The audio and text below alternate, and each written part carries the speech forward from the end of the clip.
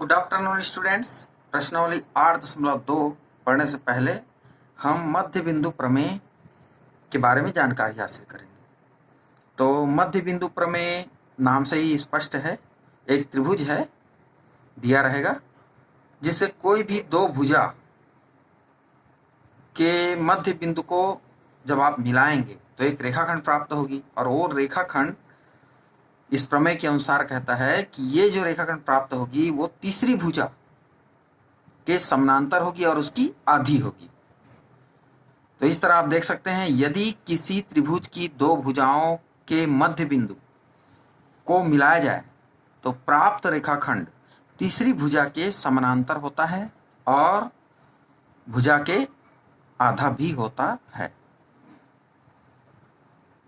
तो तीसरी भुजा के समानांतर और आधा होता है, इसको हमें ध्यान रखना है। जैसे कि त्रिभुज ए बी सी दिया हुआ है, ए बी का मध्य बिंदु डी है और ए सी का मध्य बिंदु ई है। डी ई को मिलाने से एक रेखाखंड डी प्राप्त हो गया। तो प्रमेय के अनुसार कहता है कि डी ई समानांतर है बी सी के, तीसरी भुजा बी सी है, और ये डी ई बी सी के जस्ट आधी होती है। तो D E equal to half B C, ऐसा कह सकते हैं। तो इस आधार पे हम ये भी कह सकते हैं कि मध्य बिंदु है D A C A B का, तो ए डी बराबर डी बी कह सकते हैं। और इसी तरह ई मध्य बिंदु है ए सी का, तो ए ई बराबर ई सी भी हम लिख सकते हैं। तो देखते हैं प्रश्न नंबर पहला। ए बी सी डी एक चतुर्भुज है जिसमें पी क्यू आर एस क्रमशः A B B C C D और डी ए के मध्य बिंदु है। आकृति में देख लीजिए, ए सी उसका एक विकर्ण है, तो दर्शाइए कि एस आर समानांतर है ए सी के और एस आर आधा है ए सी के। दूसरी बात बताना है कि पी क्यू और एस आर बराबर हैं, और तीसरी बात पी क्यू आर एस एक समांतर चतुर्भुज है, ये हमें बताना है। ए बी सी डी समांतर चतुर्भुज दिया है, इसमें ए सी एक विकर्ण है और क्रमशः ए बी का मध्य बिंदु पी, बी सी का क्यू और सी डी का आर और ए डी का एस है। इसको मिला दिया। इसको मिलाने से जो बनी आकृति है पी क्यू आर एस, यह एक समांतर चतुर्भुज है, ये हमें सिद्ध करना है। समांतर चतुर्भुज में क्या होती है? आमने सामने की भुजाएं बराबर और समानांतर होती हैं। तो इस चीज को ध्यान में रखते हुए देखते हैं, ए और सी को मिलाने से एक विकर्ण हमको एसी प्राप्त हुआ। अब त्रिभुज ए सी डी में, ऐसा कह सकते हैं, त्रिभुज ए सी डी में क्या है? एस आर, एस और आर पॉइंट क्या है? ए बी डी ए और डी सी का मध्य बिंदु है, तो इसको मिला दिया। तो मध्य बिंदु प्रमेय से हम कह सकते हैं एस आर समानांतर है ए सी के और आधा भी है ए सी के। तो इस तरह हमें समीकरण एक प्राप्त हो गया, एस आर समानांतर है ए सी के और एस आर आधा है ए सी के, एस आर बराबर 1/2 ए सी। ठीक इसी तरह त्रिभुज ए बी सी लेंगे।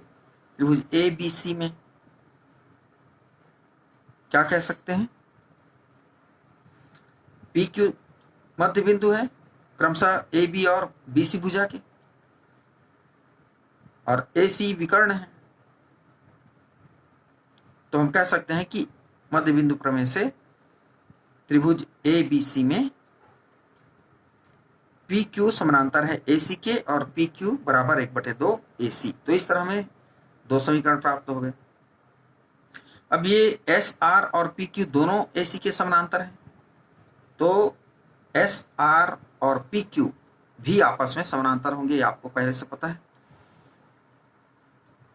तो हम कह सकते हैं कि एस आर समानांतर, एस आर और ये दोनों एस आर और पी क्यू ए सी के आधा है, तो दोनों आपस में बराबर भी हैं। तो एस आर समानांतर पी क्यू के और एस आर बराबर पी क्यू बराबर 1/2 ए सी। तो एस आर और पी क्यू बराबर हो गया। तो इस चतुर्भुज में एक जोड़ी भुजा बराबर व समानांतर है। किसी भी चतुर्भुज के एक जोड़ी भुजा बराबर और समानांतर आपने सिद्ध कर दिया, तो कह सकते हैं कि वह चतुर्भुज क्या हो जाएगा, समानांतर चतुर्भुज हो जाएगा। तो इसलिए पी क्यू आर एस एक समांतर चतुर्भुज है, ये भी सिद्धांत।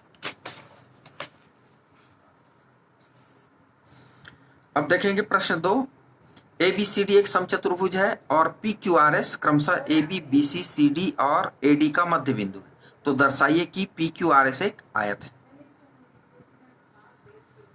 तो आयत में एक कोण समकोण होता है, आपको मालूम है, और आमने सामने की भुजाएं बराबर होती हैं। आयत भी समांतर चतुर्भुज ही है, उसका प्रकार है। तो समांतर चतुर्भुज सारे गुण होने के साथ साथ उसमें एक कोण 90 अंश का सिद्ध करना होगा, तब वो आयत सिद्ध हो जाता है। तो देखते हैं, ए से सी को मिलाया और बी से डी को मिलाया, तो दो हमको विकर्ण प्राप्त हो गए। और समचतुर्भुज दिया हुआ है ए बी सी डी, तो समचतुर्भुज के विकर्ण 90 अंश पर काटती हैं, तो हम कह सकते हैं कि कोण यहाँ पर जी एच आई 90 अंश का होगा। इसी तरह आप बता सकते हैं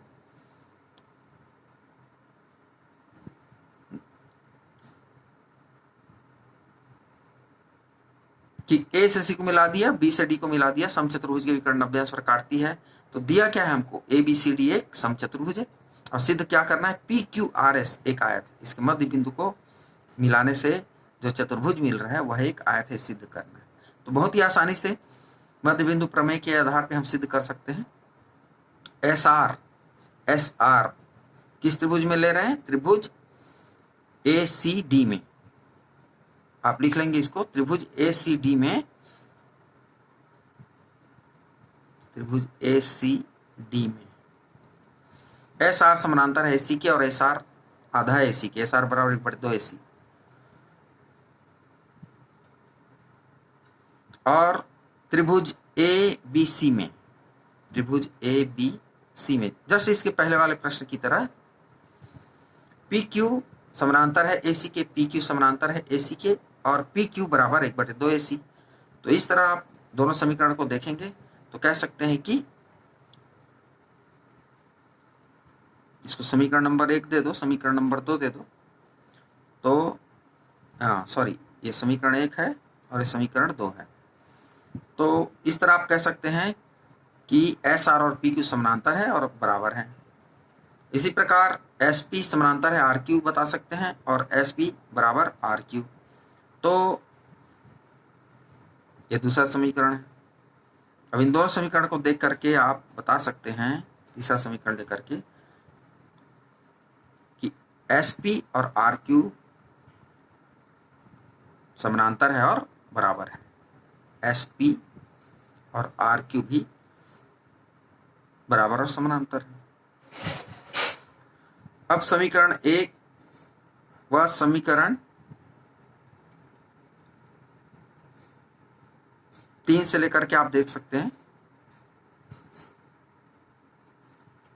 कि ये जो बीच में एक चतुर्भुज मिल रहा है आई पी जी एच, इसको आप नाम दे देंगे। तो आप देख रहे हैं कि ये जो समचतुर्भुज के विकर्ण एक दूसरे को 90 अंश पर काटते हैं, तो कोण एच जो है 90 अंश का हो जाएगा। और हमने सिद्ध कर दिया है कि ये जो है आमने सामने की भुजाएं समानांतर है और बराबर है। अब हमको यही सिद्ध करना है कि एक कोण 90 अंश का है। तो यहाँ पर आप देख सकते हैं कोण एच 90 अंश का है, समचतुर्भुज के विकर्ण एक दूसरे को 90 अंश पर प्रतिच्छेद करती है। चूंकि एक चतुर्भुज है, एक कोण 90 अंश का है, तो उसके सम्मुख कोण भी बराबर होंगे समांतर चतुर्भुज की परिभाषा से, तो कोण पी भी 90 अंश का हो गया।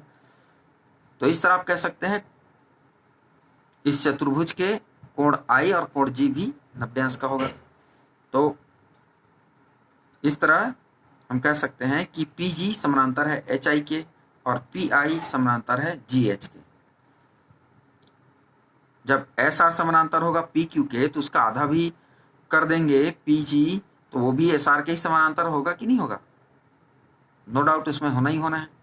और तो इस तरह आप कह सकते हैं पी जी और चूंकि ए सी के समानांतर है एस आर, तो आई एच भी पी जी के समानांतर होगा। उसी तरह आई पी और एच जी भी एक दूसरे के समानांतर होंगे।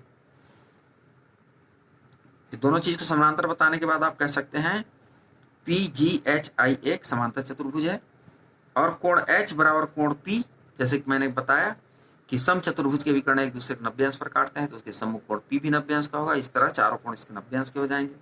कोण H 90 अंश का और कोण H बराबर कोण P समांतर चतुर्भुज की परिभाषा के अनुसार सम्मुख कोण बराबर होते हैं, तो एक दूसरे को 90 अंश पर समद्विभाजित करते हैं। तो इस आधार पे आप कह सकते हैं कि चतुर्भुज PQRS एक आयत है।